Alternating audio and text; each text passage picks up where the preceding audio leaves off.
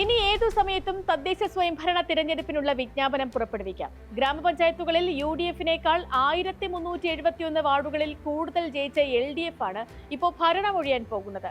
UDF-ഉം LDF-ഉം തമ്മിലുള്ള വ്യത്യാസത്തിന്റെ അത്ര പോലും സീറ്റ് കിട്ടാതിരുന്ന NDA ആണ് മൂന്നാം സ്ഥാനത്തുണ്ടായിരുന്നത്. NDAക്ക് ഇപ്പോൾ ഭരണമൊഴിയുന്ന പഞ്ചായത്തുകളിലായി 1182 വാർഡുകളാണ് ഉണ്ടായിരുന്നത്. NDAക്ക് കിട്ടിയതിലും കൂടുതൽ സ്വതന്ത്രർ ജയിച്ചു കയറിയിരുന്നു. ജയിച്ച സ്വതന്ത്രരുടെ എണ്ണം 1620 ആണ്. ബ്ലോക്ക് പഞ്ചായത്തുകളിൽ 1267 ഡിവിഷനുകൾ LDF ജയിച്ചപ്പോൾ UDF-ന് കിട്ടിയത് 727. അവിടെ BJPക്ക് 37 മാത്രവും. ഇനി ജില്ലാ പഞ്ചായത്തുകളിലേക്ക് വന്നാൽ 212 ഡിവിഷനുകൾ LDF നേടിയപ്പോൾ UDF-ന് കിട്ടിയത് 110 സീറ്റുകൾ മാത്രമാണ്. NDAക്ക് വെറും 2 എണ്ണം മാത്രവും. ഇനി നഗരസഭകളിലേക്ക് വരികയാണെങ്കിൽ ഇപ്പറഞ്ഞ സ്ഥിതി ആകെ മാറും. 1172 നഗരസഭാ വാർഡുകൾ UDF ആണ് ജയിച്ചത് എങ്കിൽ LDF-ന് 5 എണ്ണം കുറഞ്ഞ് 1167. NDAക്ക് 320 വാർഡുകൾ കിട്ടി. കോർപ്പറേഷനുകളിൽ 207 വാർഡുകൾ LDF നേടിയപ്പോൾ 120 മാത്രമാണ് UDF-ന് കിട്ടിയത്. 59 വാർഡുകൾ NDA നേടുകയും ചെയ്തു. കേരളത്തിൽ നഗരങ്ങളും ഗ്രാമങ്ങളും തമ്മിൽ വലിയ അന്തരമില്ലെന്ന് പറയുമെങ്കിലും വോട്ടിൽ വലിയ അന്തരം തന്നെയുണ്ട്.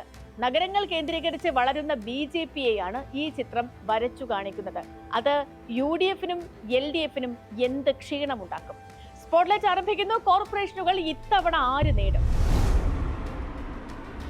തിരുവനന്തപുരം കോർപ്പറേഷൻ തന്നെയാണ് ഇത്തവണയും പ്രധാന ശ്രദ്ധാകേന്ദ്രം. കഴിഞ്ഞ തവണ 100-ൽ 51 സീറ്റ് നേടി കേവല ഭൂരിപക്ഷത്തോടെ അധികാരത്തിലെത്തിയതാണ് ഇടതുമുന്നണി. അതിനു മുൻപുള്ള തിരുവനന്തപുരം കോർപ്പറേഷനിൽ നൂൽപാലത്തിലായിരുന്നു ഭരണമെങ്കിൽ ഇടതുമുന്നണിക്ക് വ്യക്തമായ മേൽക്കൈ കിട്ടിയ ഭരണസമിതിയാണ് ഇപ്പോഴുണ്ടായിരുന്നത്. രണ്ടാമതെത്തിയ NDAക്ക് 34 ഡിവിഷനുകളും UDF-ന് 10 ഡിവിഷനുകളും. കോൺഗ്രസ് ഏറ്റവും ദയനീയമായി പിന്നിൽ പോകുന്നതാണ് തിരുവനന്തപുരം കോർപ്പറേഷനിൽ കണ്ടത്. ഇത്തവണ തിരഞ്ഞെടുപ്പോട് അടുക്കുമ്പോൾ വലിയ പ്രതിസന്ധി BJPക്ക് മുന്നിലുണ്ട്. അതൊരു കൗൺസിലറുടെ ആത്മഹത്യയും മറ്റൊരു നേതാവിന്റെ വെളിപ്പെടുത്തലുമാണ്. തിരുമല അനിലിന്റെ ആത്മഹത്യയാണ് BJP നേരിട്ടിരുന്ന പ്രതിസന്ധിയെങ്കിൽ ഇപ്പോൾ അത് വീണ്ടും ഗുരുതരമാവുകയാണ്. BJP നേതാക്കൾ വായ്പ വാങ്ങിയ ശേഷം തിരിച്ചടയ്ക്കാനുണ്ടെന്ന് മുൻ സംസ്ഥാന വക്താവ് MS കുമാർ തന്നെ വെളിപ്പെടുത്തി. അനിൽ കടന്നുപോയ അതേ പ്രതിസന്ധിയിലാണ് താനുമെന്നും MS കുമാർ പറയുന്നു. BJPയുടെ സംസ്ഥാന നേതാക്കൾ വരെയുള്ളവർ പണമടയ്ക്കാനുണ്ടെന്നാണ് വെളിപ്പെടുത്തൽ. പ്രതിപക്ഷത്ത് സജീവമായ പ്രവർത്തനങ്ങളുമായി പോയിരുന്ന BJPക്ക് അവസാന സമയത്തുണ്ടായ വെല്ലുവിളിയാണ് ഈ പ്രതിസന്ധിക്ക് കാരണം. തൃശൂരിൽ CPIM-നാണ് സഹകരണ മേഖലയുടെ വെല്ലുവിളിയെങ്കിൽ തിരുവനന്തപുരം നഗരത്തിൽ അത് തിരിഞ്ഞു കൊത്തുന്നത് BJP-യെയാണ്. UDF-നെ സംബന്ധിച്ച് തിരുവനന്തപുരം നഗരത്തിൽ എത്ര ഡിവിഷനുകൾ കിട്ടുന്നു എന്നത് വളരെ പ്രധാനമാണ്. കാരണം സംസ്ഥാന ഭരണം പിടിക്കുമെന്ന് അവകാശപ്പെടുന്ന UDF-ന് തിരുവനന്തപുരം നഗരത്തിൽ എന്തൊക്കെ കിട്ടും, എന്തൊക്കെ സാധിക്കുമെന്ന് തെളിയിക്കേണ്ടതുണ്ട്. വട്ടിയൂർക്കാവും നേമവും കഴക്കൂട്ടവും തിരുവനന്തപുരവും ഒക്കെ UDF-നെ തുണയ്ക്കാതായിട്ട് കാലങ്ങളായി. തിരുവനന്തപുരം നഗരം പൂർണ്ണമായും കൈവിട്ടു പോയാൽ 100 സീറ്റ് എന്ന ലക്ഷ്യം പിന്നെ ആവർത്തിച്ചു പറയാൻ കഴിയാതെ വരും. കഴക്കൂട്ടത്തും കാട്ടായിക്കോണത്തും ശ്രീകാര്യത്തും ഉള്ളൂരും എടവക്കോടും ഒക്കെ CPIM ശക്തി കഴിഞ്ഞ തിരഞ്ഞെടുപ്പിൽ തെളിഞ്ഞതാണ്. ചെല്ലമംഗലവും പൗടിക്കോണവും ചെമ്പഴന്തിയും BJP കരുത്തു തെളിയിച്ച സ്ഥലങ്ങളാണ്. കേശവദാസപുരം മെഡിക്കൽ കോളേജ്, പട്ടം, മുട്ടട, കുടപ്പനക്കുന്ന് എന്നിങ്ങനെ LDF തുടർച്ചയായി ജയിക്കുന്ന സ്ഥലങ്ങളുണ്ട്. പാളയവും തൈക്കാടും വഴുതക്കാടും ഒക്കെ കഴിഞ്ഞ തിരഞ്ഞെടുപ്പിൽ LDF-നൊപ്പം നിന്നു. തിരുവനന്തപുരം നഗരത്തിൽ ഓരോ മേഖലയും കേന്ദ്രീകരിച്ചാണ് മുന്നണികളുടെ രാഷ്ട്രീയ ശക്തി. ആ കരുത്ത് ഇത്തവണയും തുടർന്നാൽ ഫലം പ്രവചനാതീതമാക്കും. ഇനി കൊല്ലത്തേക്ക് പോയാൽ LDF-ന്റെ സമഗ്ര ആധിപത്യമാണ് കഴിഞ്ഞ തിരഞ്ഞെടുപ്പിൽ കണ്ടത്. 39 ഡിവിഷൻ ജയിച്ച LDF-ന് പിന്നിൽ 9 ഡിവിഷൻ മാത്രമാണ് UDF-ന് ജയിക്കാനായത്. NDAക്ക് കിട്ടിയത് 6 ഡിവിഷനും 1 സ്വതന്ത്രനും ജയിച്ചു. ആശ്രാമം, കടപ്പാക്കട മേഖല BJP കൊല്ലത്ത് വെട്ടിത്തുറന്നു. നഗരഹൃദയം ഏറെക്കുറെ LDF ശക്തി കേന്ദ്രം തന്നെയാണ് ഇപ്പോഴും. കൊല്ലത്ത് പ്രാദേശിക വിഷയങ്ങൾ തന്നെയാണ് ഇപ്പോൾ പ്രചാരണത്തിലെങ്കിലും ഈ സ്ഥിതി മാറിയേക്കാം. UDF-ന് നിയമസഭാ തിരഞ്ഞെടുപ്പിൽ കരുത്തു തെളിയിക്കണമെങ്കിൽ കൊല്ലത്തും പലതും വ്യക്തമാക്കാനുണ്ട്. തിരുവനന്തപുരം, കൊല്ലം കോർപ്പറേഷനുകളെ പൂർണ്ണമായും കൈവിട്ട ശേഷം വലിയൊരു വിജയം നിയമസഭയിലേക്ക് ഒരിക്കലും ഇടതുമുന്നണിക്ക് സാധ്യവുമാകില്ല. നിയമസഭയിലേക്കും ലോക്സഭയിലേക്കുമുള്ള തിരഞ്ഞെടുപ്പ് വരുമ്പോൾ കൊച്ചി എന്നും UDF-ന്റെ ശക്തി കേന്ദ്രമാണ്. പക്ഷേ ആ ശക്തി കോർപ്പറേഷൻ തിരഞ്ഞെടുപ്പിൽ പലപ്പോഴും കാണാറില്ല. ഭരണം മാറി വരുന്നതാണ് കൊച്ചിയുടെ സമീപകാല ചരിത്രമെങ്കിൽ ഇത്തവണ LDF രണ്ടും കൽപ്പിച്ചാണ്. മേയർ അനിൽകുമാറിന്റെ നേതൃത്വത്തിൽ നടപ്പാക്കിയ പദ്ധതികളാണ് ഇത്തവണ LDF മുന്നോട്ട് വെക്കുന്നത്. സമൃദ്ധി ഹോട്ടൽ എന്ന വിജയിച്ച മാതൃകയാണ് തുറുപ്പുചീട്ട്. 20 രൂപയ്ക്ക് ഊണ് നൽകി ദിവസം 3 ലക്ഷം രൂപയുടെ വരെ കച്ചവടം നേടുന്ന ഹോട്ടൽ ഈ മേഖലയിലെ ഏറ്റവും വിജയിച്ച സംരംഭമാണ്. ബ്രഹ്മപുരം മാലിന്യ പ്ലാന്റിന്റെ പ്രവർത്തനം വിജയത്തോടടുക്കുന്നതും പൂർത്തിയാക്കിയ ഫ്ളാറ്റുകളുമാണ് മറ്റുള്ള പ്രചാരണ ആയുധങ്ങൾ. എറണാകുളത്തെ അടിയുറച്ച കോൺഗ്രസ് വോട്ടുകളിലാണ് UDF പ്രതീക്ഷ വയ്ക്കുന്നത്.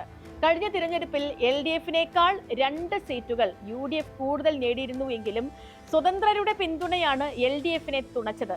നൂൽപാലത്തിലായിരുന്നിട്ടും 5 വർഷം അല്ലലില്ലാതെ ഭരിക്കാൻ കഴിഞ്ഞതാണ് LDF നേട്ടം. NDAക്ക് കഴിഞ്ഞ തിരഞ്ഞെടുപ്പിൽ 5 ഡിവിഷൻ മാത്രമാണ് നേടാനായത്.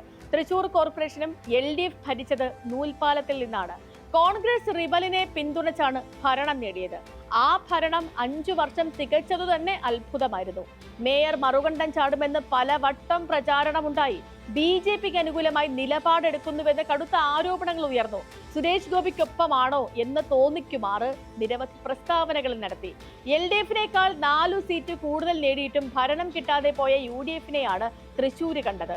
അവിടെ കഴിഞ്ഞ തവണ ലഭിച്ച 6 ഡിവിഷനുകളേക്കാൾ കൂടുതൽ നേടുക എന്നതും BJPക്ക് നിർണായകമാണ്. കോഴിക്കോട് കോർപ്പറേഷൻ കൊല്ലം പോലെ തന്നെയാണ്. LDFിന് വലിയ ഭൂരിപക്ഷമാണ് കഴിഞ്ഞ തവണയുണ്ടായത്. LDF 49 സീറ്റിൽ ജയിച്ചപ്പോൾ UDFിന് 14 സീറ്റ് മാത്രമാണ് കിട്ടിയത്. NDAക്ക് 7. കോഴിക്കോട് ലോക്സഭാ മണ്ഡലത്തിൽ UDF വലിയ മുന്നേറ്റം കാഴ്ചവെക്കുമെങ്കിലും കോർപ്പറേഷനിൽ എപ്പോഴും LDFിനാവും മേൽക്കൈ. ഭരണം പിടിക്കാൻ ഇറങ്ങുന്ന UDFിന് കോഴിക്കോട് ശക്തി തെളിയിക്കേണ്ടതുണ്ട്. അതുപോലെ കണ്ണൂർ കോർപ്പറേഷനിൽ LDFിനും ശക്തി തെളിയിക്കേണ്ടതുണ്ട്. ബാക്കി കണ്ണൂർ മുഴുവൻ കിട്ടിയാലും കോർപ്പറേഷൻ ഭരണം കിട്ടുന്നില്ല എന്നതാണ് LDF നേരിടുന്ന പ്രതിസന്ധി. കഴിഞ്ഞ തിരഞ്ഞെടുപ്പിൽ UDF 33 സീറ്റ് നേടിയപ്പോൾ LDFിന് 19 മാത്രമാണ് കിട്ടിയത്. NDAക്ക് ആവട്ടെ 1. ഈ മാസം അവസാനമോ അതല്ലെങ്കിൽ അടുത്ത മാസം ആദ്യമോ ആയി തിരഞ്ഞെടുപ്പ് നടക്കാം. സംസ്ഥാന ചരിത്രത്തിലെ ഏറ്റവും ശക്തമായ തദ്ദേശ സ്വയംഭരണ തിരഞ്ഞെടുപ്പായിരിക്കും ഇത്തവണത്തേതെന്ന കാര്യത്തിൽ സംശയമില്ല. കാരണം LDFിനും UDFിനും മാത്രമല്ല BJPക്കും പലതും തെളിയിക്കാനുണ്ട്. സുരേഷ് ഗോപിയുടെ വിജയം അതൊരു ഒറ്റപ്പെട്ട സംഭവമല്ല എന്ന് തെളിയിക്കേണ്ട രാഷ്ട്രീയ ബാധ്യത അത് BJPയുടേത് മാത്രമാണ്. അപ്പോൾ ഒരു രാഷ്ട്രീയ നിലനിൽപ്പിന് അത്യാവശ്യവുമാണിത്. പഞ്ചായത്തിലേക്കും നിയമസഭയിലേക്കും പലപ്പോഴും 2 വിധിയാണ് വരാറുള്ളതെങ്കിലും ഒരു പൊതു ട്രെൻഡ് ഇവിടെ കുറിക്കപ്പെടും. 2 തിരഞ്ഞെടുപ്പും തമ്മിൽ 4 മാസത്തിന്റെ മാത്രം വ്യത്യാസമേ ഉള്ളൂ എന്നതാണ് അതിന് കാരണവും. സ്പോട്ട്ലൈറ്റിന്റെ മറ്റൊരു വിഷയമായി നാളെ വീണ്ടും ഇതേ സമയം